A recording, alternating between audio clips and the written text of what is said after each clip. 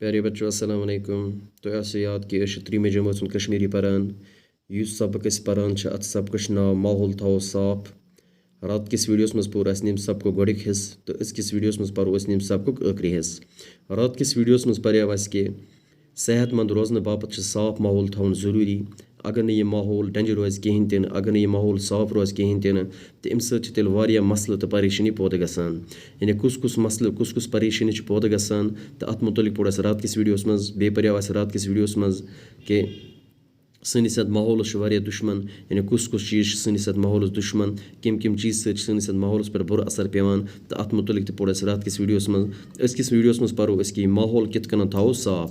यानी माहौल कित थो साफ, यानी यह सोन माहौल यह कित कन थो साफ, यह कित कन रोज साफ। अम खतर क्या कर कारखानन तो गाड़ियों हूँ दुह करो कम। यानी कारखानन तो गाड़ियों हूँ दुह करो कम। इस कारखाना तो गाड़ियों मज दुह नेरान यह दुह करो कम। ये कारखाना तो गाड़ियों मज नेरन वोल दुह कम करो अम सत रोज सोन माहौल साफ।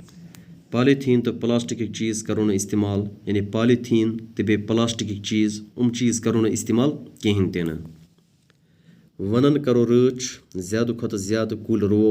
वन वन जंगलन, यानी वन वन जंगलस। यानी जंगल इन जंगलन करो रच, इन जंगलन करो हिफाजत, बे लागो ज़्यादा खुद ज़्यादा कुल। आब करो न ज़ाय, यानी आब यह आब करो न ज़ाय कहें तीन। ोट तो ेठ दमो न कलन दरित, यानी ोट आसान यह ोट दमो न कलन मज दरित कहें तीन। आब थो साफ, यानी बे थो आब साफ। जानवरन करो रच, यानी वारियान किस्मन हंद जानवर इन जानवरन ते करो रच, तिम सोन ओंद पोक साफ थवान। यानी जानवर सोन ओंद पोक साफ थवान। तो ये काम करो, काम करने सत रोज सोन यह माहौल साफ।